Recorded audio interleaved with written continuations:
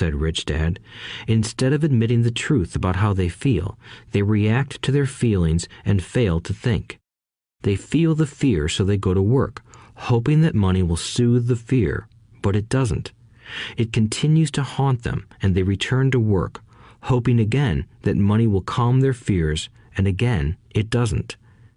Fear keeps them in this trap of working, earning money, hoping the fear will go away. But every day they get up, and that old fear wakes up with them. For millions of people, that old fear keeps them awake all night, causing a night of turmoil and worry. So they get up and go to work, hoping that a paycheck will kill that fear gnawing at their souls. Money is running their lives, and they refuse to tell the truth about that. Money is in control of their emotions and their souls. Rich Dad sat quietly, letting his words sink in. Mike and I had heard what he said, but didn't understand fully what he was talking about. I just knew that I often wondered why grown-ups hurried off to work. It did not seem like much fun, and they never looked that happy, but something kept them going.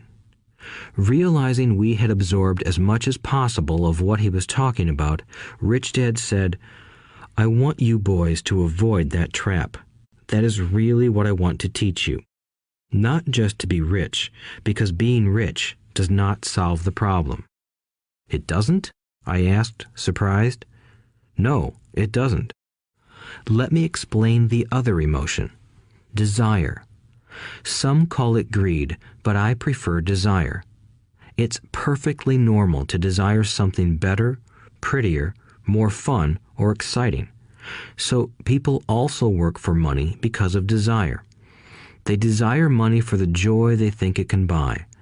But the joy that money brings is often short-lived, and they soon need more money for more joy, more pleasure, more comfort, and more security. So they keep working, thinking money will soothe their souls that are troubled by fear and desire. But money can't do that. "Even rich people do this?" Mike asked. "Rich people included," said Rich Dad.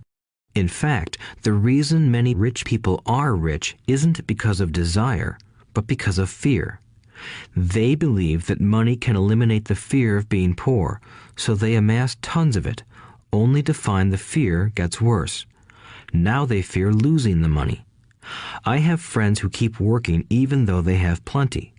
I know people who have millions who are more afraid now than when they were poor. They're terrified of losing it all. The fears that drove them to get rich got worse. That weak and needy part of their soul is actually screaming louder. They don't want to lose the big houses, the cars, and the high life money has bought them. They worry about what their friends would say if they lost all their money. Many are emotionally desperate and neurotic, although they look rich and have more money." "So is a poor man happier?" I asked. "No, I don't think so," replied Rich Dad. "The avoidance of money is just as psychotic as being attached to money." As if on cue, the town derelict went past our table, stopping by the large rubbish can and rummaging around in it. The three of us watched him with great interest, when before we probably would have just ignored him. Rich Dad pulled $1 out of his wallet and gestured to the older man. Seeing the money, the derelict came over immediately, took the bill, thanked Rich Dad profusely, and hurried off, ecstatic with his good fortune. "He's not much different from most of my employees," said Rich Dad. "I've met so many people who say, 'Oh, I'm not interested in money,' yet they'll work at a job for 8 hours a day. That's a denial of truth. If they weren't interested in money, then why are they working? That kind of thinking is probably more psychotic than a person who hoards money." As I sat there listening to my Rich Dad, my mind flashed back to the countless times my own dad said, "I'm not interested in money." He said those words often. He also covered himself by always saying, "I work because I love my job." "So, what do we do?" I asked. "Not work for money until all traces of fear and greed are gone?" No, that would be a waste of time, said Rich Dad. Emotions are what make us human. The word emotion stands for energy in motion. Be truthful about your emotions and use your mind and emotions